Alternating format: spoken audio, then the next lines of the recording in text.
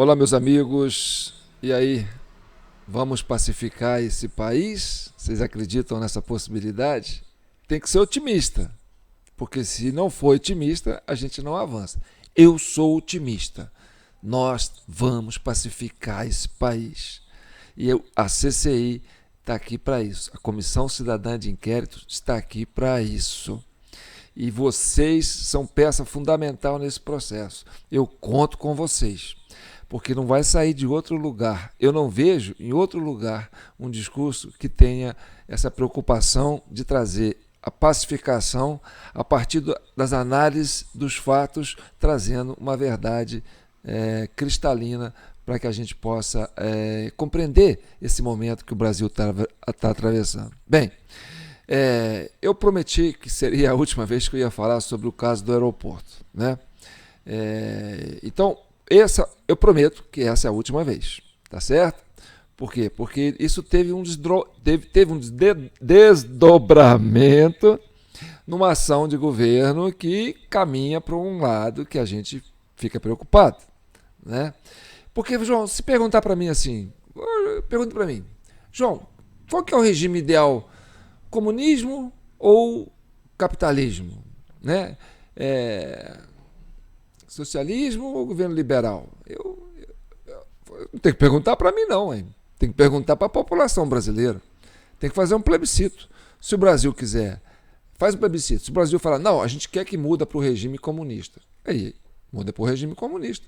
Aí se fizer um plebiscito e falar, não, a gente quer um país capitalista, quer um país republicano, né, quer que os estados sejam independentes, né, cada um tem a sua autonomia. Aí a gente continua num sistema que a gente já estava, tá certo?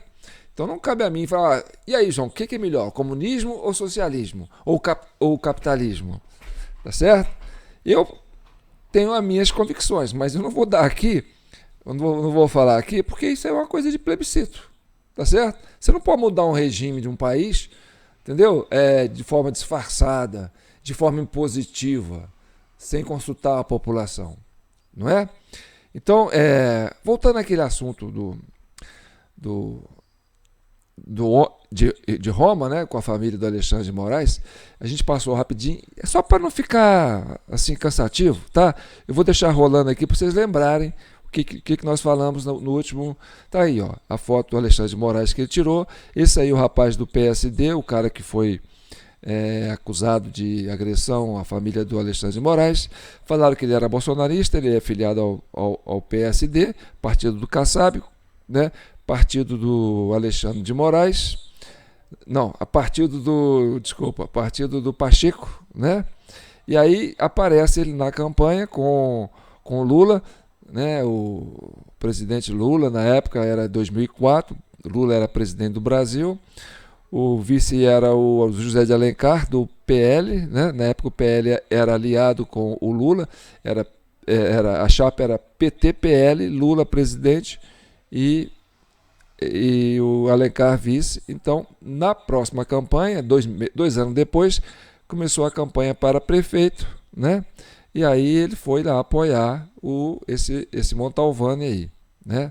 Vamos vendo. Aí aparece aí, ele fazendo campanha para o Montalvani, né? Partido 22 na época. E aí vamos continuar mostrando. Aí você tem, né, uma propaganda e você tem o Montalvani ali do lado, no meio a irmã do Montalvani, né, desse senhor que foi candidato a prefeito, que está sendo acusado de ter agredido o Alexandre de Moraes, e ela era filiada ao PT. A irmã dele é filiada ao PT. Ele é ao PSD, entendeu? Partido do Pacheco, do Kassab. Não tem histórico nenhum com Bolsonaro, com esse movimento bolsonarista que eles estão dando agora, né? Os patriotas, não tem nada dos patriotas. Esse do lado dele, né? Candidato a vice-prefeito, ele é do partido do PT. Então a coligação era PL-PT, né? Era invertido. A nível federal você tinha PT-PL, aqui a dobradinha PL-PT, com apoio de outros dois partidos, incluindo o PCdoB, tá certo? Vamos avançando para vocês verem que isso aqui não tem nada a ver com a questão de radicalistas, né? E aí eu fui procurar quem que era aquela terceira pessoa, né? Que você tinha o Montalvani, a esposa dele, e um genro, né? Que era um tal de Alex Zanata, né? E aí nós mostramos, procurei no Google quem que era Zanata, e aparece, né? Estudante de letras, escreveu há 12 anos e já produziu conteúdo em diversos editoriais, como Cotidiano no UOL, que é um portal de esquerda, né?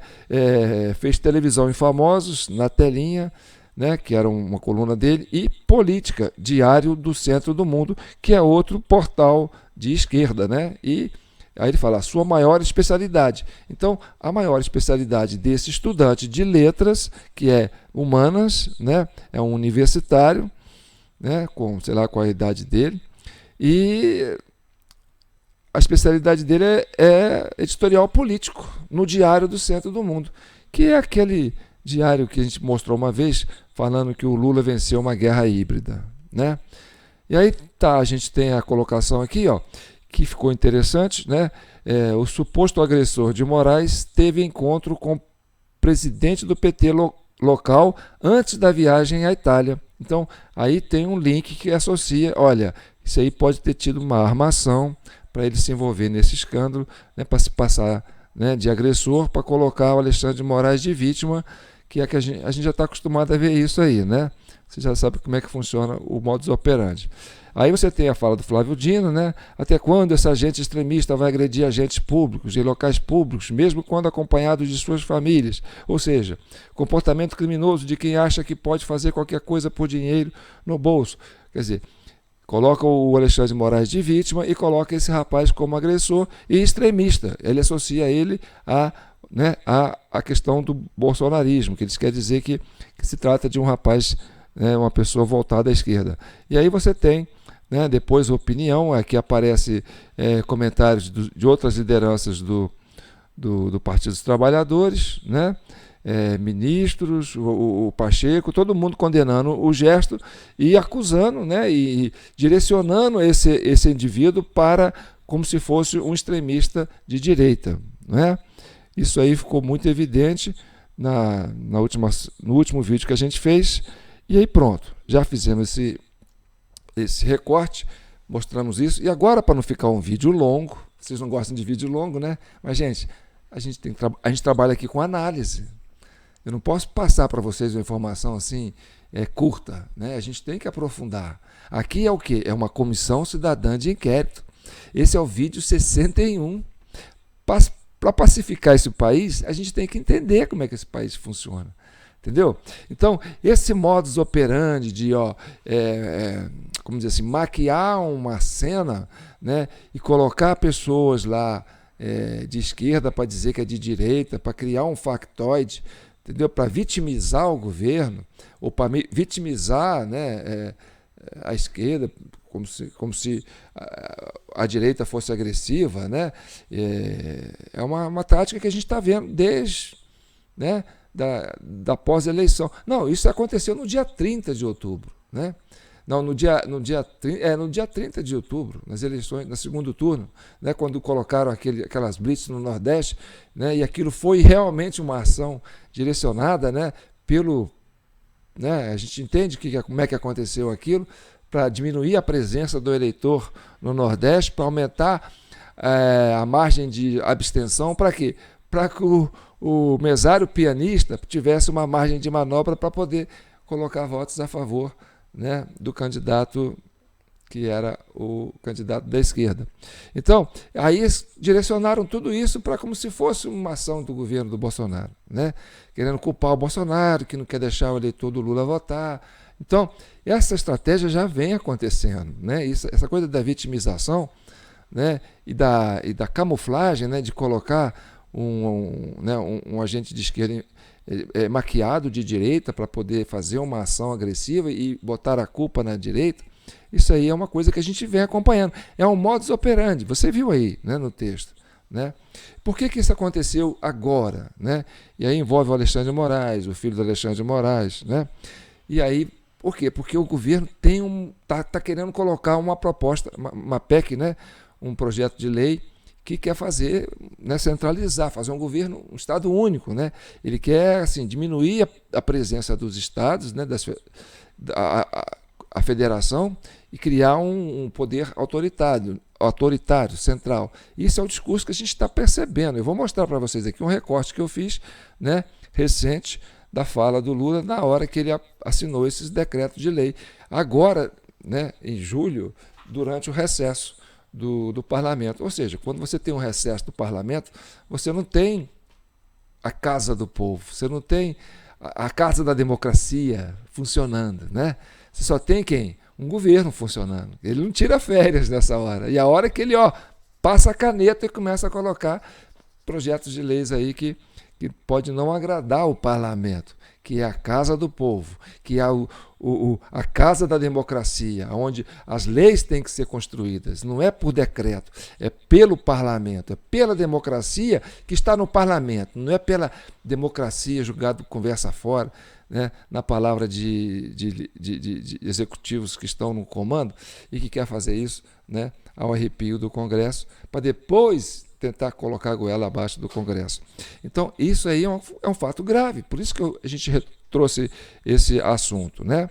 Então, me apresentando, eu sou João Paulo Guimarães, falando direto de São João del Rei, a capital brasileira da liberdade. Aqui é Minas Gerais, um estado de espírito, e aqui das Alterosas a gente busca esse projeto para pacificar o país. Você aí que está me assistindo, que tenha toda a liberdade para questionar, para concordar, para duvidar, para colocar, né, pedir, olha, João, investiga isso, vai por aí, a gente quer que você trabalhe nessa linha, a gente está achando que é importante isso, entendeu? Então, esse feedback que vocês estão me dando aí nos comentários, tanto no Facebook como no YouTube, é que vão direcionar os caminhos de investigação da Comissão Cidadã de Inquérito, né? Eu sou um instrumento dessa plenária que está aí. Por isso que eu deixo meu pix aí, jpnoticias@gmail.com, para poder ficar por conta de vocês e vocês pagando as minhas contas, tá certo? Essa parceria é que vai dar certo. Como diz o pessoal da esquerda, né? Ninguém larga a mão de ninguém, né? Então, se a gente quiser pacificar o país, se a gente quer recuperar o país, né, para a normalidade, esse projeto ele é uma ferramenta importante hoje, para mim, para você, para quem votou no Lula, para quem votou no Bolsonaro. Aqui a gente não está vendo partido, aqui a gente está vendo, né, a razão, né? A gente quer trabalhar para trazer a verdade nua e crua, doa a quem doer, tá certo? E agora eu vou colocar uns recortes aqui, e esses recortes vão até o fim, e depois a gente faz um encerramento, eu faço um comentário. E eu vou começar com uma fala do Lula, né, para ver como é que ele tirou proveito desse gesto do aeroporto, né? Como o gesto do aeroporto foi um preâmbulo, como diz assim, vamos criar um ambiente, né, para favorecer o discurso que nós vamos colocar, né, na hora que for assinar esses projetos de lei que nós estamos colocando, né, que reforça, né, uma ideia de Estado único, né, de Estado autoritário, Estado policialesco, né, que é uma coisa que caminha para o comunismo. Por isso que eu digo, o que você quer, João? Um país comunista? Um país capitalista? Qual que é a sua opinião? A minha opinião não é importante.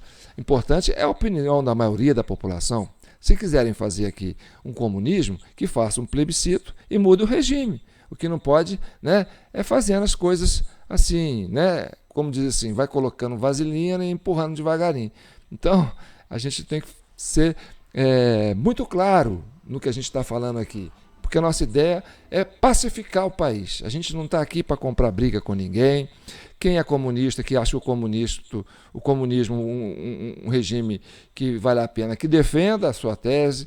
Quem é capitalista, que acha que o capitalismo, a liberdade, né, de comércio, a liberdade individual, Deus, pátria, família, liberdade, né, que defenda a sua pauta e que faça um plebiscito e que decida, né? Eu sou a favor disso. Não estou discriminando quem. Por exemplo, como a China. A China é comunista, é um país, é uma potência hoje, né? O mundo inteiro hoje tem medo da China. A China é a China, o Brasil é o Brasil. Então, eu não estou aqui para dizer. E tem os Estados Unidos, que é uma outra potência, né? maior potência mundial, é capitalista. Então tem que ver qual que é a cultura que cabe para nós, qual que é a cultura de regime que o Brasil se adapta. E aí que consulte o brasileiro, né?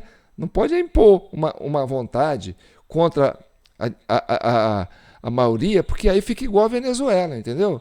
Vai que a Venezuela falou, a gente não quer um regime comunista, mas aí vai passando vaselina, empurrando devagarinho. O que acontece? Tem que pôr a força, e aí atinge os direitos humanos. Por quê? Porque tem que começar a perseguir, tem que começar a calar a boca de muita gente que não quer, entendeu? Para quê? Para que uma minoria consiga impor um regime que a maioria não quer. Então, para que a gente pacifique o país, a gente tem que encarar esse debate, não é? O que não pode é fazer do jeito que está fazendo, né? Não pode ser aos pouquinhos, a conta-gota. Tem que consultar a população, tá certo? Então, vamos lá. Vou mostrar para vocês como é que o Lula tirou proveito desse episódio do aeroporto, tá certo? Como diz, ele entende que ele está botando a culpa naquele cara, tá certo? Que para a gente sabe como é que é. E depois vocês vão ver o que né, a Itália está falando sobre isso. Tem também uma parte que é da Itália falando sobre isso. Vamos lá? Então tá bom.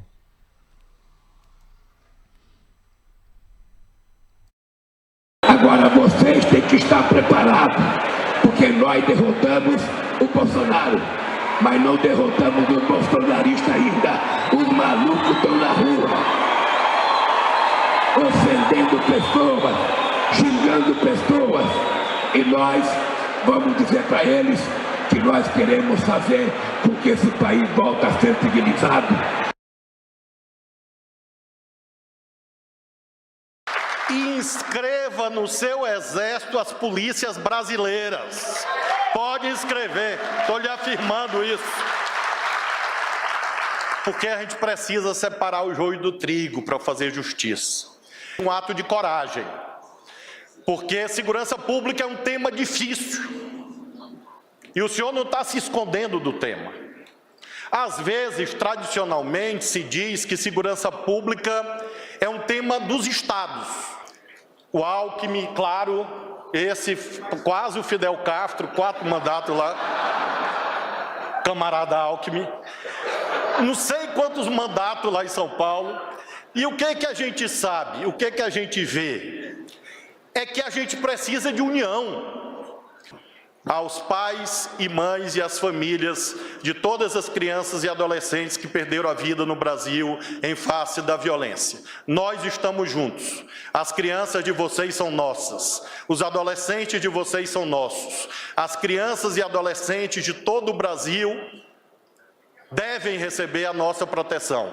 Nós estamos tirando do papel o SUSP, o Sistema Único de Segurança Pública. E esse é o desafio principal de uma política de segurança. Não existe cidadão municipal, estadual, federal. Existe um cidadão só, o cidadão brasileiro. E nós precisamos trabalhar junto com as guardas municipais, com as polícias estaduais, com as polícias federais. E quando for o caso, com as Forças Armadas, para ajudar a proteger a autoridade da lei no Brasil. Nós precisamos, de fato, que esse ódio terrível que se implantou na nossa pátria seja extirpado. E por isso nós precisamos exercer essa obrigação, exercer esse dever, de fato, de defender a integridade física e moral das pessoas, defender a democracia, porque se nós estamos aqui hoje, foi porque majoritariamente as polícias e também as Forças Armadas defenderam a democracia contra os vândalos e terroristas do dia 8 de janeiro, porque senão nós não estaríamos aqui. Senhoras e senhores, neste momento o senhor Presidente da República assina, na companhia do Ministro da Justiça e Segurança Pública, Flávio Dino, as mensagens que encaminham ao Congresso Nacional os seguintes projetos de lei. 1. Projeto de lei que visa alterar o Código Penal para aumentar a pena de multa, estabelecer causas de aumento de pena e instituir os crimes de incitação, liderança e financiamento aos atos contra o Estado Democrático de Direito.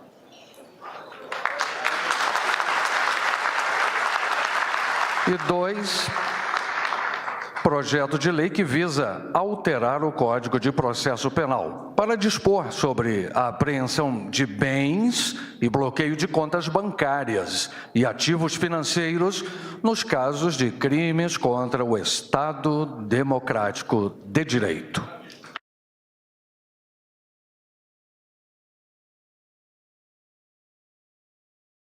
Eu queria compartilhar contigo, né, uma reportagem veiculada por um veículo de comunicação italiano, né, ao longo dos últimos dias. Eu fiz a tradução utilizando do tradutor do Google, então algumas coisas podem parecer desconexas com relação à concordância, enfim, só que a gente vai ajustando aqui na leitura, porque me chamou bastante atenção. A notícia, ainda se referindo ao ocorrido no aeroporto de Roma, no final de semana retrasado, diz o seguinte: a notícia amplamente divulgada na imprensa brasileira de um atentado sofrido pelo ministro Alexandre de Moraes e sua família, esposa e filhos, no aeroporto de Roma, com reação imediata de indignação de muitos dirigentes do governo brasileiro, não se confirma por nenhum órgão de imprensa italiano e pode fazer parte de uma pérfida estratégia de vitimização do ministro, de modo a criar uma aura de solidariedade, né, para uma das figuras-chaves dos novos rumos da política daquele país. Daquele país é o nosso, tá? Mas tais afirmações não são corroboradas por nenhuma imagem que apoie aquela informação. Repito, tais afirmações, feitas aqui pela imprensa brasileira, por algumas autoridades, não são corroboradas por nenhuma imagem que apoie aquela afirmação. A suposta agressão ocorreu em um local fortemente equipado com câmeras de segurança, mas, estranhamente, não existem as imagens. Esses fatos aconteceram na Itália, país no qual o ministro Alexandre de Moraes não tem poder. E a afirmação de que a Polícia Federal Brasileira já identificou os agressores não faz sentido. Se fosse verdade, a polícia italiana teria intervindo, não a brasileira. As fotos dos agressores foram divulgadas pela imprensa brasileira, nas quais os supostos, atenção, estão usando um gorro de lã e um casaco de inverno, o que é um absurdo, já que está em torno de 40 graus em Roma nestes dias. Aqui na Itália, ainda diz o jornal, as temperaturas chegam a 40 graus, então é impossível que as pessoas estivessem vestidas assim. Para os italianos isso seria ridículo. Parece que alguém no Brasil está criando uma espécie de fake news e que muitos jornalistas alimentam essa fake news para criar a vitimização típica da política daquele país. Brasil, não nos envolva, não envolva os italianos nessas travessuras de bairro. Olha a vergonha que a gente está passando. Então nós descobrimos mais uma coincidência, né? Essa família que estava lá no aeroporto de Roma, no verão, a 40 graus, usando roupa de frio. Estavam aparecendo os infiltrados lá no dia 8 de janeiro, né? Muitos cheios de casaco, boné, entendeu? Mochila, aquela coisa toda. Né? No calor de Brasília, rapaz, Brasília é seco, é um ar quente. Morei lá, eu sei como é que é. Então, olha só, gente, que vergonha que nós estamos passando, né? E a imprensa dando maior cobertura para isso, né? Olha só, como é que coloca um cara assim, uma família com roupa de frio num verão de 40 graus em Roma, né? Porque agora é verão em Roma, é inverno no Brasil, mas lá no polo, né? No hemisfério norte é inverno. Quer dizer, é verão. Então, gente, é muito sério o que está acontecendo no Brasil. Essa forçação de barra para impor um governo aí, porque o que nós vimos ao longo dos anos, e para você que acompanha a CCI, você viu, por exemplo, né, a história do mesário pianista, de 3 ministros falando sobre isso, inclusive o mais antigo deles, né, o Gilmar Mendes, dizer que isso faz parte, né, da literatura do poder eleitoral, né, da justiça eleitoral, que o mesário pianista faz parte do vocabulário da justiça eleitoral. Então isso é antigo. Quando começou a urna eletrônica, começou a cultura do mesário pianista. E aí o que acontece? Né? O Lula ganhou no primeiro, ganhou no segundo, a Dilma ganhou no terceiro, ganhou no quarto. Aí houve aquela briga do Alckmin com o Lula, né? Lava Jato, prende o Lula. Porque, olha, você viu aí, nesse recorte que eu fiz, você viu o Flávio Dino chamando o Alckmin de Fidel Castro, né? Que tá lá, ficou lá, não sabe, 4 mandatos, não sabe 4 mandatos, quantos mandatos ele ficou governando o estado de São Paulo. Então, e o Lula, querendo 4 anos com o PT no governo. Então, são duas lideranças que são obcecadas pelo poder, né? A gente percebe isso, né? Porque, olha, o outro não quis largar o osso de São Paulo, o outro não quis largar o osso do governo federal. Quando a briga começou entre os dois, entendeu? Porque a Lava Jato veio, prendeu o Lula, caçou a Dilma, aí ele colocou o pupilo dele como ministro da Justiça do governo Temer, depois mandou ele para o Supremo, e o menino no Supremo começou a fazer uma forçação de barra para que ele consiga voltar, né, a governar ou o Brasil, ou voltar para o governo de São Paulo. Quer dizer, o homem é obcecado pelo poder. Então essa coisa de chamar o Alckmin de Fidel Castro, o Flávio Dino tem umas tiradas.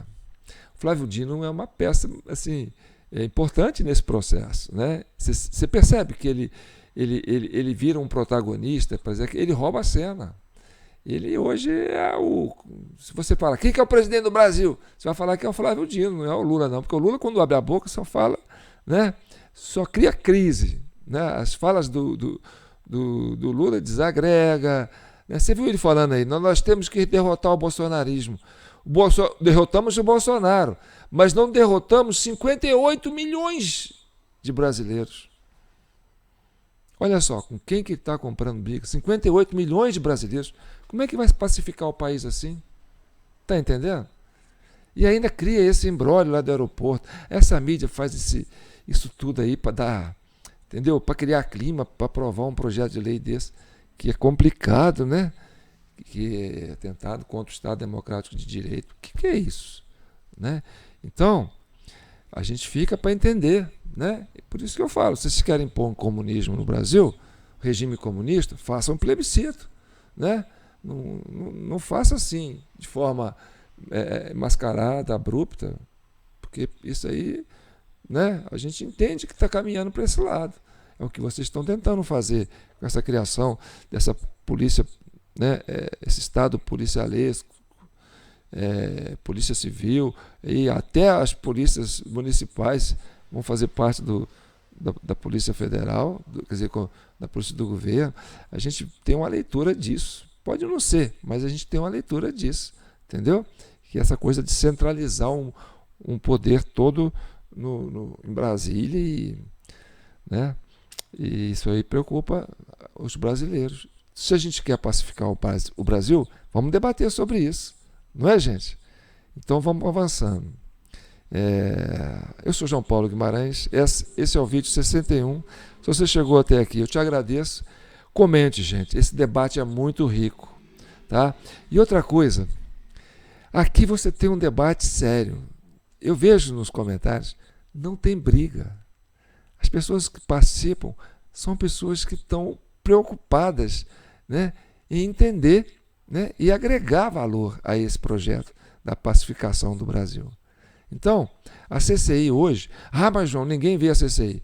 Olha, pode ter certeza que as pessoas chaves, né, pessoas que têm cargos importantes de decisão, né, estão acompanhando a CCI. A grande massa? Não. Mas a CCI hoje... Porque você tem 3 comissões de inquérito no Brasil. Uma está de recesso. A outra é do Distrito Federal, que a gente sabe que já tem, né, um viés para trazer um diagnóstico pronto, antecipado. A relatora da CPMI do Distrito Federal também tem um diagnóstico pronto, né? A gente sabe o que ela pensa. A CCI não, a CCI está aberta. Qualquer um pode vir aqui e dar opinião, né, nos comentários, e a gente vai reponderar.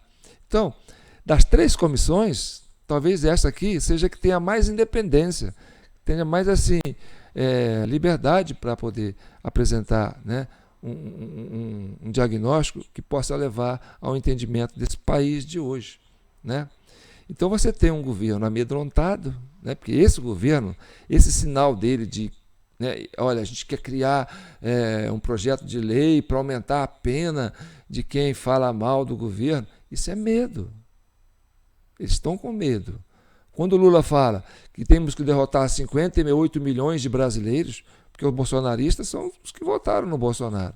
Então, derrotou o Bolsonaro, mas não derrotou o bolsonarista. Esse bolsonarista que ele quer derrotar é o cara do PSD que estava lá em Roma? Não. Ele quer derrotar os 58 milhões.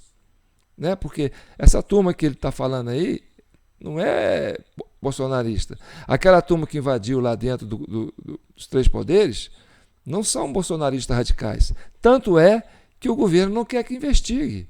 Tanto é que a comissão, né, a CPMI do Distrito Federal, que nenhum deles assinou, ninguém da base do governo quis assinar, né, tomou ela de assalto. Para quê? Para que não investigue. Para não investigar por quê?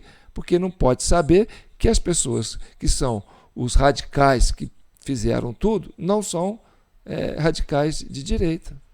Agora, cria todo esse cenário para dar argumentação para impor, né, essas normativas aí que eles querem impor. Então, sim, existe um medo muito grande, né, de quê? Porque a maioria da população não aceita esse regime, né? Não quer um regime comunista aqui no Brasil. E eu diria também que as Forças Armadas do Brasil também não querem um regime comunista aqui no Brasil, né? Você vê que eles estão falando em fortalecer as polícias civis, as polícias federais, as polícias de cidades. Quer dizer, eles querem fazer um exército de polícias, né, militares e civis, não polícias de exército, né, não das Forças Armadas. Então, e existe assim um mal-estar dentro das Forças Armadas, tá? A gente vem acompanhando isso. Parece que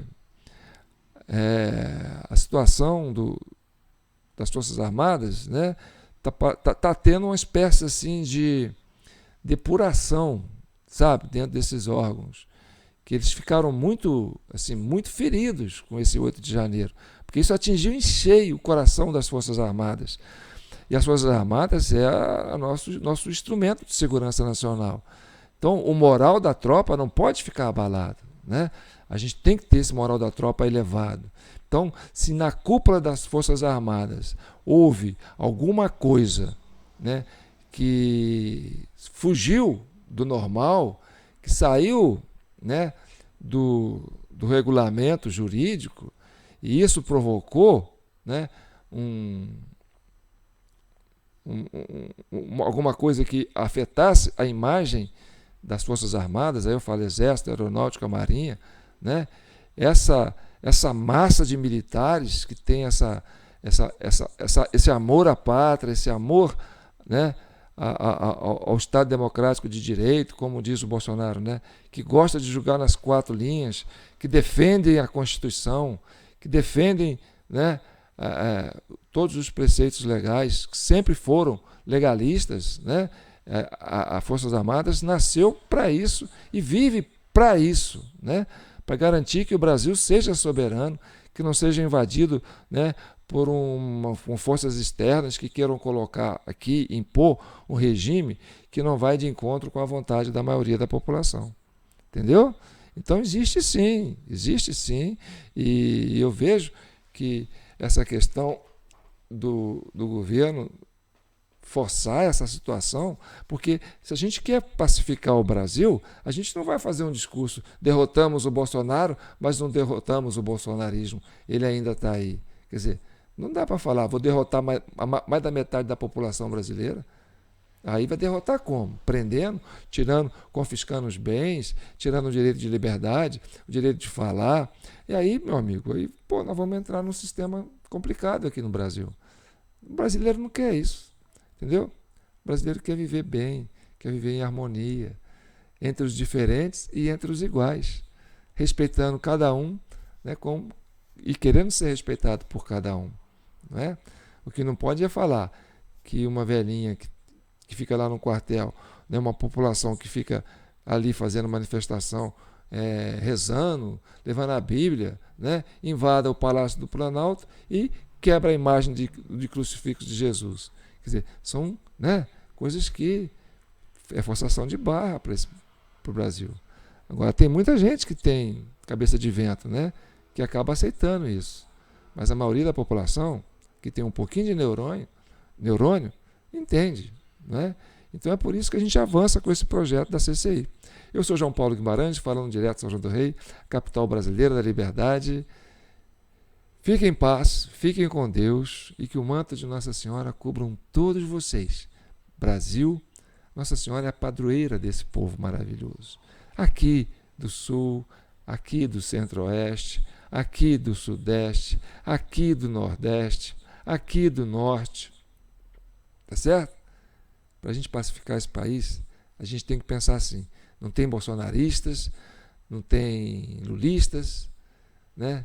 Somos todos pessoas do bem, pessoas de boa vontade, pessoas que querem falar a verdade e querem ser entendido com a verdade, tá certo? Tá aí meu Pix, jpnoticias@gmail.com. Qualquer valor, gente, não desistam da CCI. A CCI hoje é uma ferramenta importante para pacificar esse país. Fiquem com Deus, tá bom? Até mais.